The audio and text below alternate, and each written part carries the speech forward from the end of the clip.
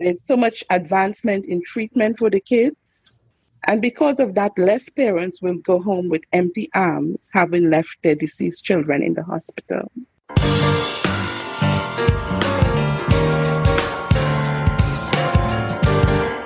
Welcome to Heart to Heart with Anna. I am Anna Jaworski and the host of your program. Today's show is Congenital Heart Defects in a Family, and our guest is Daphne Davis-Patrick. We'll start today's program by learning a bit about Daphne and her immediate family in segment 1. In the second segment, we'll talk about her experience with her granddaughters. And in the final segment, we will get some advice from Daphne for other families dealing with multiple family members who have been born with congenital heart defects. In 1992, Daphne Davis-Patrick experienced joy at the birth of her son, Joval. She also experienced the emotional pain of a cardiac diagnosis with a poor prognosis. 9 months later, Daphne held Joval in her arms as he took his last breath. 25 years later, in 2017, Daphne held her 2-year-old granddaughter, Jody, in her arms when she fainted. That was the beginning of Jody's cardiac journey. 2 years later, in 2019, a genetic test revealed that Jody's sister also had the same defective cardiac gene as Jody. Despite living with one cardiac diagnosis after another, Daphne believes there can be joy and hope in the midst of a cardiac journey. Welcome to Heart with Anna, Daphne. Thank you very much, Anna. I feel very honored to be a guest with you today. Oh, I am so honored to have you on the program. It's lovely to talk to another grandmother. A lot of my listeners know I am the grandmother to Rowan Marie, who is 1 year old. She's my first granddaughter, and I'm so excited. Anytime I talk to other grandparents now, it's always a delight. You told us in your bio that in 1992, your son was born with a congenital heart defect. When did you discover that Joval had a heart defect? Okay, at birth, Joval was a normal child. I had an almost normal pregnancy with little hiccups. But as a newborn, I just knew that something was different about him. He was our second child, and he seemed totally different. His sleeping pattern during the night was very erratic. He always seemed hungry. And when I fed him, he cried constantly instead of drinking. He also seemed to have a chest infection because I often heard him wheezing, and around his eyes was dark. We took him for medical attention at 8 days old. The doctor prescribed eye drops and cough medication, but he did not get better. Follow-up with the doctor indicated that he had a heart murmur. A chest x-ray showed that Joval's heart was enlarged, and we were referred to a pediatric cardiologist. And then our journey began. So I imagine after the pediatrician told you needed to see a pediatric cardiologist, you had to go to a specialty clinic. Is that right? Yes, we went to the pediatric cardiologist's office and she did some testing. So what did she tell you Joval had? Okay, so she did some diagnostic tests, which indicated that Joval had truncus arteriosus. This is a rare congenital defect in which there is a single blood vessel that leads out of the heart. Usually there are 2 of those blood vessels, but he had 1. And because of that structural defect, he had breathing problems, meaning that his breathing was very fast. When you look at him, we can see his chest rising and falling very, very quickly, which is different. Yeah. He had a poor feeding habit, and he also had a chronic wet cough. That's scary. It is, yes. And in addition to that truncus diagnosis, he also had an atrial septal defect and a ventricular septal defect. At that time, when the pediatric cardiologist saw him, he was 6 weeks old and he was already in heart failure. We were told that he needed open heart surgery as soon as possible, or he will die by the age of 3 months. Wow. At that time, we were living in Trinidad and Tobago, and surgery to repair truncus was not done in our country. It was available in the United States or England. And the cost for that surgery was over 25,000 Trinidad dollars. That did not include the cost of travel and accommodation. Wow. Yes. Now, did you have insurance that would cover that? No, we did not have insurance. I was in nursing school and my husband was working At the school, he was a lab assistant, so our income was not much. Right. Right. So we did try to, our friends and family and church members tried to raise some money for us. But of course, time was ticking. We did not have enough time to raise the money. So we were able to travel to Venezuela for some additional testing. And that testing showed that he did have truncus arteriosus type 1. He also had the atrial, septal, and ventricle defect. And he also had severe disease in the left lung because of the amount of blood that was flowing to the lungs. Right. So the lung was congested. It was. Oh, my goodness. So they didn't do that surgery in Venezuela, though, did they? No, it was just additional testing to see for sure, to confirm the doctor's diagnosis. Sure. It's always good to get a second opinion. Yes. So what were you able to do from there? Well, the report stated that the prognosis was very poor and surgical possibilities were limited. He was a poor surgical candidate, and if any surgeon puts him in the operating room, he will die on the surgical table. Oh, Daphne, I'm so sorry. Yes. That had to be such a difficult thing to hear. It was. It was 1992. We didn't have the internet back then like we do now. No. You didn't hear about GoFundMe or different programs that you could apply to see if you could get some help. Right. So the local hospital did have charitable organization that helped fund the cost for surgery, but it was for selected children who had potential for a good recovery. So he was denied help because of his poor prognosis. Sure. He was in congestive heart failure. His lungs were congested. Just even the flight to the United States could have been so traumatic for him that he may not have survived the flight. Yes. So what did you do? We just lived the best life that we could have. We knew we had a poor prognosis. We had a high faith that God will take us through the journey because there was nothing that we could physically do. We tried to raise funds. It was not enough. And even if we did raise that amount of money, he was a very poor surgical candidate. Right. So we loved him to the best of our ability and did all family activities as we would normally do. Because you had another child. So you had a child who was excited to have a brother. Yes, definitely. Joval, our daughter, was 4 years old during that time. And she was just so excited about her baby brother. She had always asked us to make a baby for me to play with. So she got her wish, but it was taken away after a short period of time. But I'm surprised because in the bio you said that JaVale lived until 9 months and they told you in a hospital that he would die by 3 months. Yes, the doctor, when she gave us that diagnosis, she said 3 months. But he lived to be 9 months and 8 days. Wow. So what happened in the end? Can you share with us what his last days were like? Sure, I can. So Joval was born in March, and Friday, December 11th at 8 p.m., he fainted for a few minutes and almost stopped breathing. So my husband, Andy, Joval, our 4-year-old daughter, and I, we prayed, and he woke up. And we got an extra 22 hours just so that we can have closure. The very next day, we went to our pastor and another family from the church, told them what happened. Joval had a great day and was his usual cheerful, smiling self.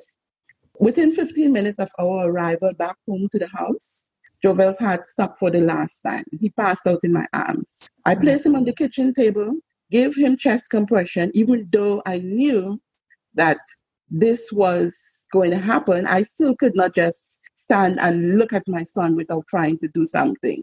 Sure. Right. So I gave him chest compression, but that was to no avail.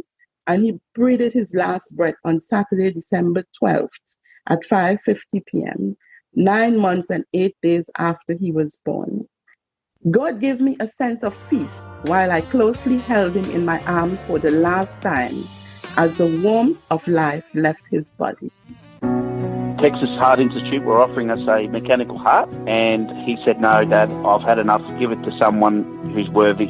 My father promised me a golden dress to twirl in. He held my hand and asked me where I wanted to go. whatever strife or conflict that we experienced in our long career together was always healed by humor. Heart to Heart with Michael. Please join us every Thursday at noon Eastern as we talk with people from around the world who have experienced those most difficult moments.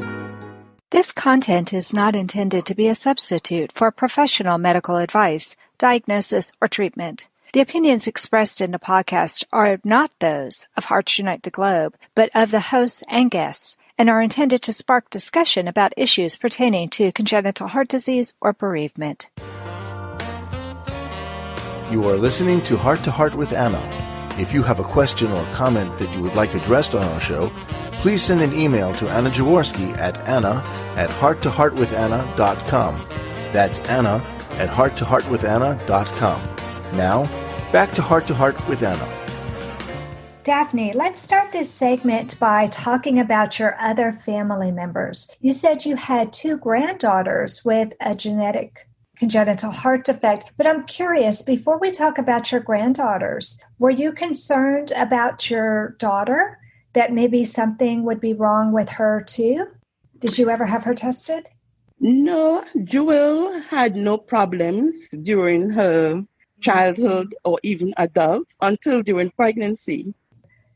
And during her pregnancy, she's a mother of 2. She has Jude, who is 7, and Joval, who is 4, almost 5. During both pregnancies, she developed atrial fibrillation, but it resolved after the pregnancy. So beside that, she had no other problems. Okay, that's a blessing. Yes. So you must have been a little bit nervous when she was pregnant and she started having these heart problems. Yes, definitely. I'm so glad they resolved after she was finished with the pregnancy. So because the mother had some heart issues, did they check out the baby right away? During the pregnancy, they checked him out. They did a lot of ultrasound of the baby's heart in utero to see if he had any problems. And he did not have any problem at all. Oh, good. Oh, good. And then when the baby was born, did they check him out again just in case? Yes, they did. And that baby is perfect. No problem. He's 7 years old. No problem at all. Okay. And then she got pregnant again. Yes. She started having arrhythmias during that pregnancy too, but they resolved after she had the baby. Yes, they did. And no problems. Okay. But this baby, did they check this baby out as well in utero? So this, the 2 girls that have the genetic cardiac problem belongs to my daughter who was born after Joval died. So that's Jody. Oh. Jody was born in 94, approximately 2 years after Joval died.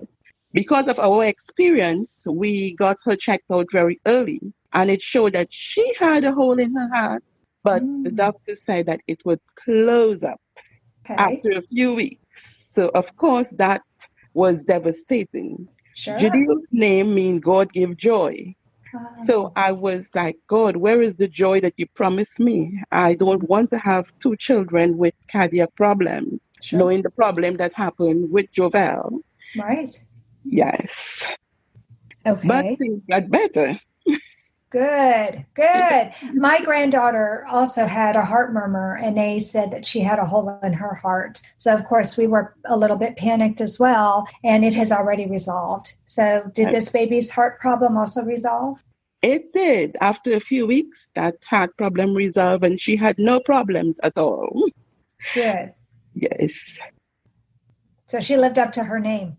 She lived up to her name, yes. She lived up to her name. Okay, but then you had another granddaughter. Right. So Jody, who had diagnosis with a hole in her heart, she grew up and she's married and has 2 daughters. So those are my granddaughters. Jolie, who is 5, and Trinity, age 3. They have that gene that's responsible for sodium exchange in the heart. That gene has a variation on it.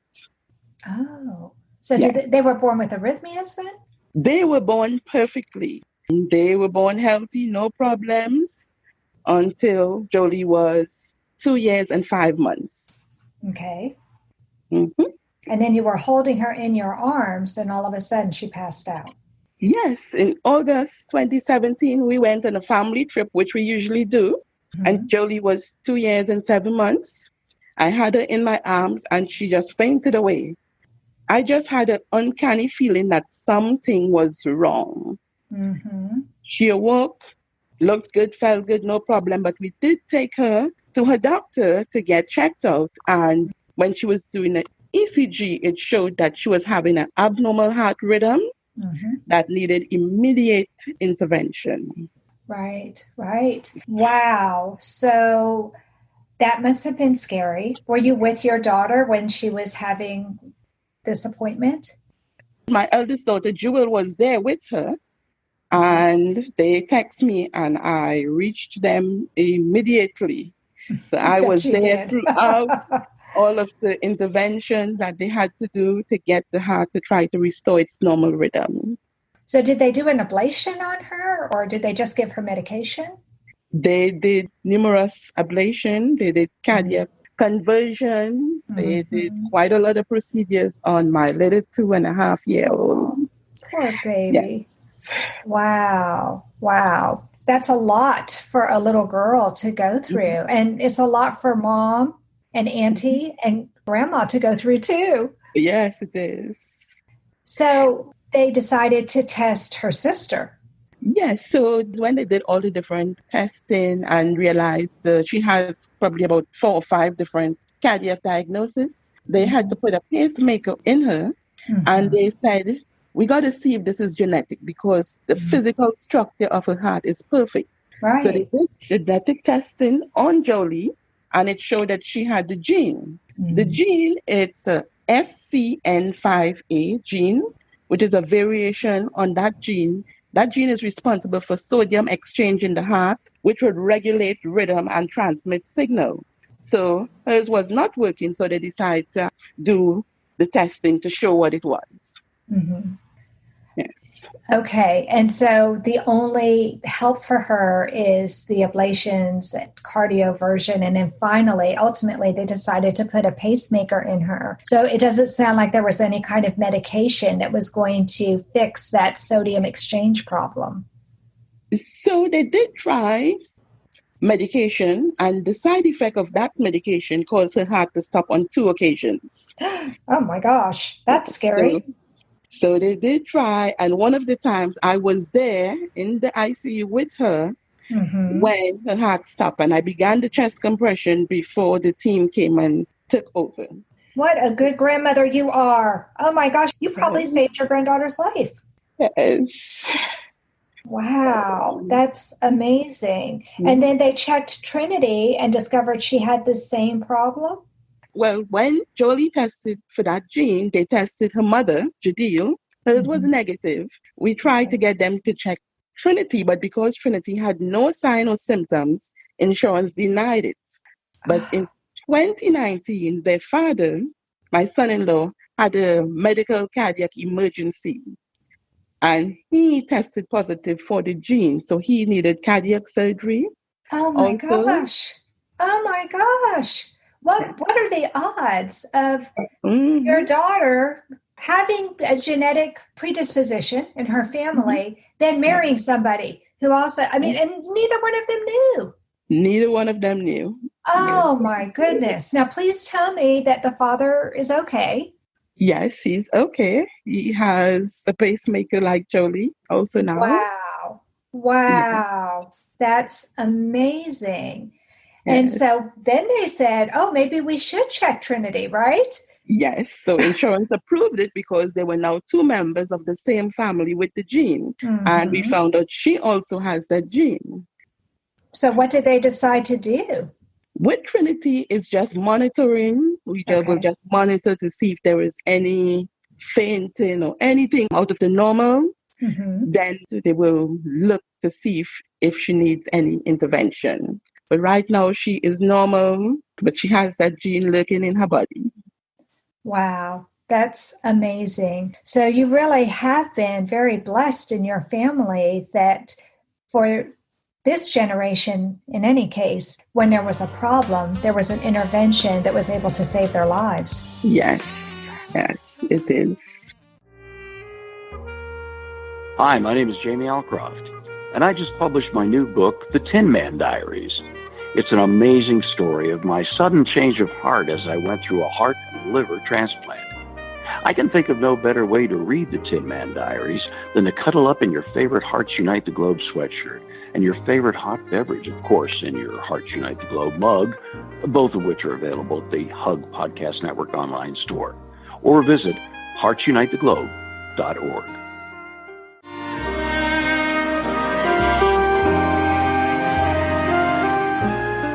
Home Tonight Forever by the Baby Blue Sound Collective. I think what I love so much about this CD is that some of the songs were inspired by the patients. Many listeners will understand many of the different songs and what they've been inspired by. Our new album will be available on iTunes, Amazon.com, Spotify. I love the fact that the proceeds from this CD are actually going to help those with congenital heart defects. Enjoy the music.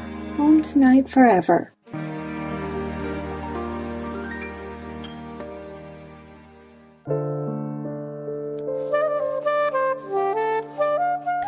Heart to Heart with Anna is a presentation of Hearts Unite the Globe and is part of the Hug Podcast Network. Hearts Unite the Globe is a non-profit organization devoted to providing resources to the congenital heart defect community to uplift, empower, and enrich the lives of our community members. If you would like access to free resources pertaining to the CHD community, please visit our website at www.congenitalheartdefects.com for information about CHD, the hospitals that treat children with CHD, summer camps for CHD survivors, and much, much more. Daphne, I was so impressed with your positive outlook on life despite having lost a son. Tell me how things are different for you being a grandmother instead of a mother and looking at the strides made in congenital heart disease in the last 25 years. Okay, so the journey this time with Jody seems so much clearer now. During Joval's journey, I felt as though we were walking through a fog and things were not very clear. Mm-hmm. We had minimal medical support. Our doctors told us, this is the diagnosis. Your baby is going to die in 3 months if you don't do surgery. And there was not much information available for us. Right. I was in nursing school. The nursing textbook did not have much to say about truncus. Mm-hmm. One of the doctors at the hospital, however, he did tear a page out of a medical textbook. And on that page, there was a picture of a heart that was affected by truncus. Mm-hmm. And the page had about 4 lines of information. Mm-hmm. Up till this day, I still have that paper because it was literally all I had to tell me about what was wrong with my son. Yeah. Yes. And now when I look into the cardiac world for pediatrics, it is amazing. Mm-hmm. There's so much advancement in treatment for the kids. And because of that, less parents will go home with empty arms, having left their deceased children in the hospital.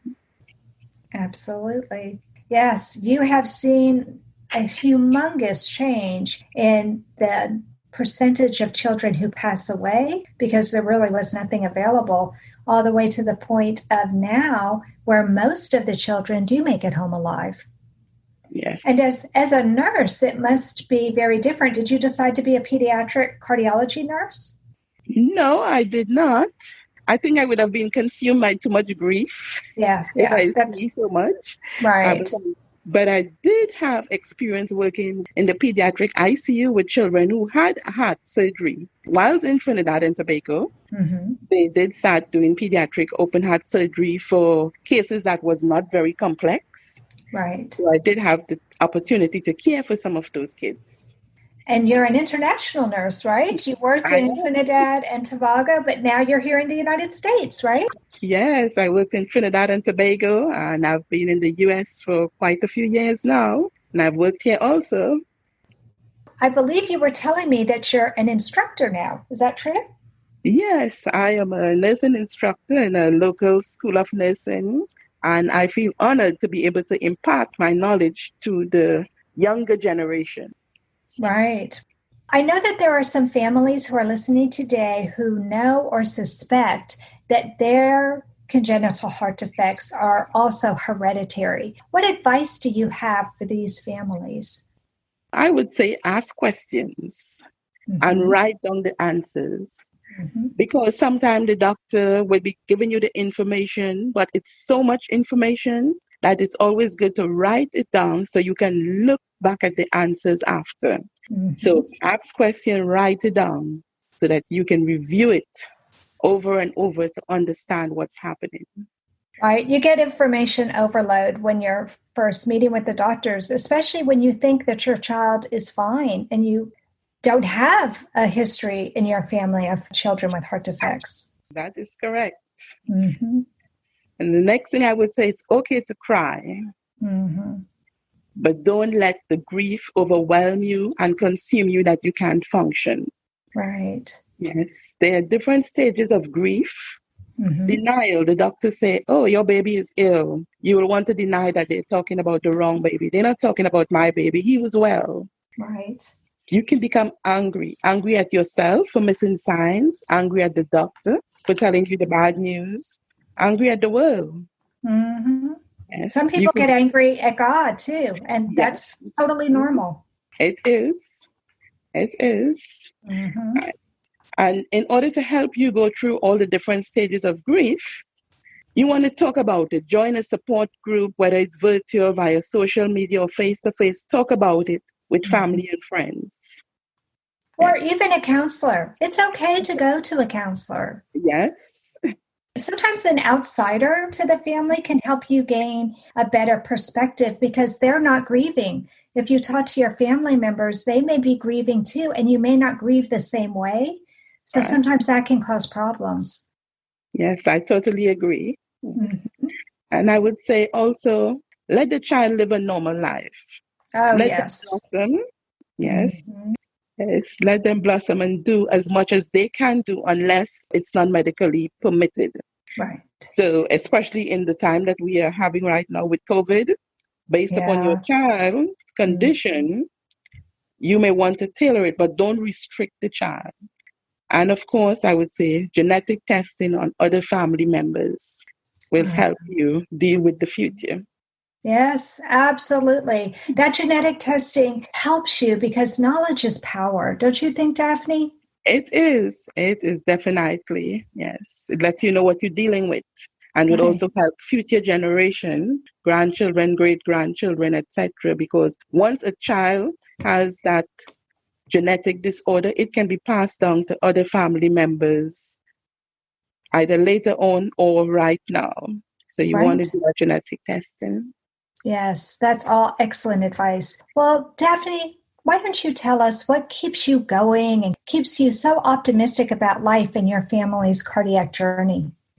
Both journeys were rough. We cried, we went through the stages of grief. Our friends helped us. Our faith helped us as we went through that journey. And we do quite a lot of activity as a family.